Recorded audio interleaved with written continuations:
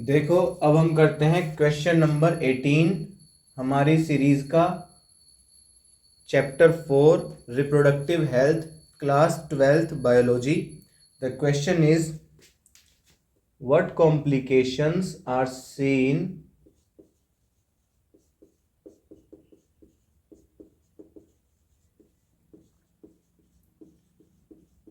in females when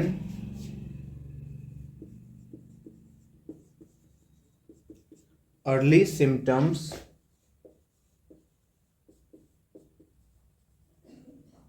of STDs are ignored।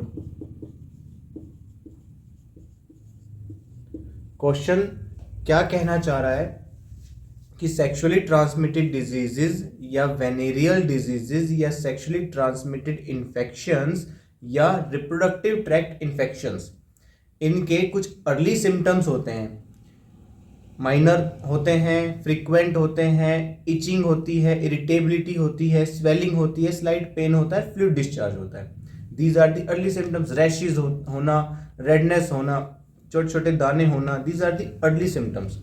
इनको अगर ignore करती है कोई फीमेल तो उसको क्या क्या कॉम्प्लिकेशन फेस करने पड़ सकते हैं। This question is all about the consequences. सो हम एक एक करके लिखते हैं कि क्या कॉन्सिक्वेंसेस देखने को मिल सकते हैं। First of all,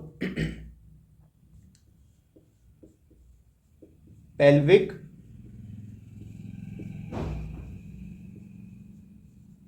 inflammatory diseases या डिजीज, PID से कर लीजिए, पेल्विक इन्फ्लामेटरी डिजीज। एक तो ये कॉम्प्लिकेशन देखने को मिलेगा। इसमें क्या होता है, bacteria reaches to uterus comma oviduct comma ovary through vagina. Vagina से होकर के बैक्टीरियल जो इन्फेक्शन है वो यूट्रस तक पहुंच जाता है, ओविडक्ट तक पहुंच जाता है, ओवरी तक पहुंच जाता है।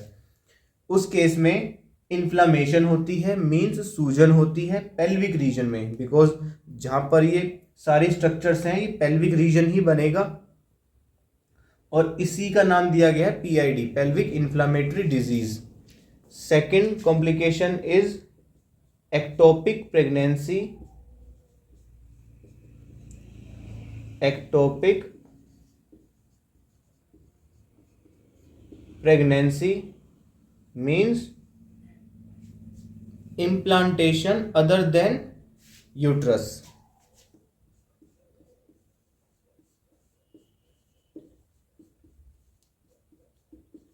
implantation other than uterus। For example, in fallopian tube. ज़्यादातर कहाँ होगा फिर, अगर यूट्रस में इम्प्लांटेशन नहीं है, फंडस पार्ट में, यूट्रस के फंडस पार्ट में अगर इम्प्लांटेशन नहीं है तो कहाँ होगा, फेलोपियन ट्यूब में अगर हो जाए तो उसको एक्टोपिक प्रेगनेंसी कहेंगे। इन दो एग्जाम्पल्स के माध्यम से आप ये भी देख पा रहे हो कि प्रेग्नेंट फीमेल्स में भी STDs हो सकती है और STD के माइनर सिम्टम्स इग्नोर करने पर ये कॉम्प्लिकेशंस भी हो सकती हैं। दूसरी चीज कि एक्टोपिक वर्ड आया है इम्प्लांटेशन अदर देन यूट्रस के लिए। एक और चीज कि एक आपने पढ़ा होगा फिब्रॉइड्स, मेंस्ट्रुअल डिसऑर्डर्स में आता है फिब्रॉइड्स, हिंदी में उसको रसोली बोलते हैं, which is non cancerous outgrowth in fallopian tube. Fallopian tube में नॉन कैंसरस आउटग्रोथ होती है, उसको हिंदी में रसोली, इंग्लिश में फिब्रॉइड्स बोलते हैं। वो और एक्टोपिक प्रेगनेंसी दोनों अलग अलग चीज़ हैं। उसमें नॉन सेल्युलर आउटग्रोथ है, यहाँ पर इम्प्लांटेशन होगा ना, इम्प्लांटेशन किसका, ब्लास्टोसिस्ट का ही तो होगा, तो ब्लास्टोसिस्ट तो सेल्युलर है। सो ये डिफरेंस है दोनों में, फिब्रॉइड्स में और एक्टोपिक प्रेगनेंसी में। थर्ड इज अबॉर्शन मीन्स अगर फीमेल प्रेग्नेंट है तो अबॉर्ट हो जाएगा बेबी, अगर पीआईडीज, अगर ये अर्ली सिम्टम्स इग्नोर कर रखे हैं एसटीडी के। तो abortion means detachment of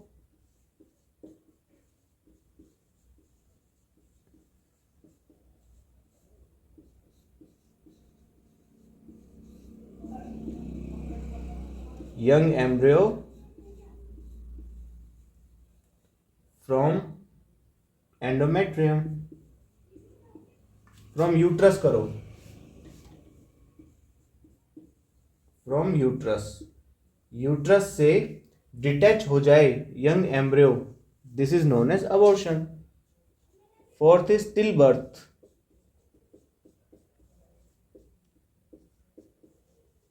still birth means dead baby born.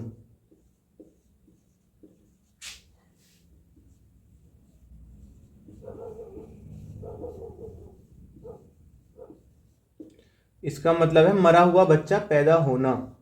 Means अगर किसी फीमेल को प्रेगनेंसी है, उसको एसटीडी हो जाए या एसटीडी उसको थे, प्रेगनेंसी हो गई, अर्ली सिम्टम्स उसने इग्नोर कर रखे थे, तो उसको कॉम्प्लिकेशंस आएंगी। तो उन कॉम्प्लिकेशंस में एक कॉम्प्लिकेशन ये है कि उसको बच्चा तो पैदा होगा बट वो मरा हुआ पैदा होगा, स्टिल बर्थ होगा। Last is infertility.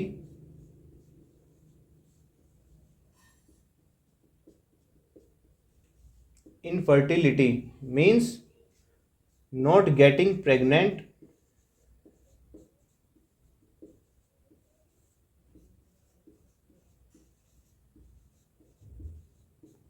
despite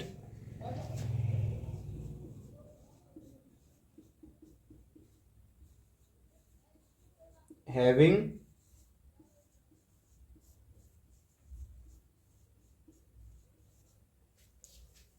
unprotected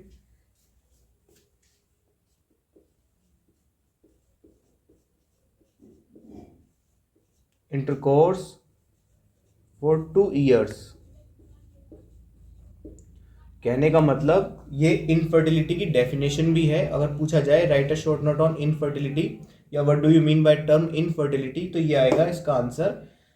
female भी लिख सकते हो, सिर्फ ये भी लिख सकते हो, not getting pregnant despite having unprotected intercourse for 2 years। Means कहने का हिंदी में क्या समझा जाएगा इसको, कि एक कपल है, उसने 2 साल तक कोई कॉन्ट्रासेप्टिव मेथड यूज नहीं किया और इंटरकोर्स हुआ है without any barrier method, without any contraceptive device, no condoms, उसके बाद भी उनको बेबी नहीं हो रहा है, means the couple is infertile.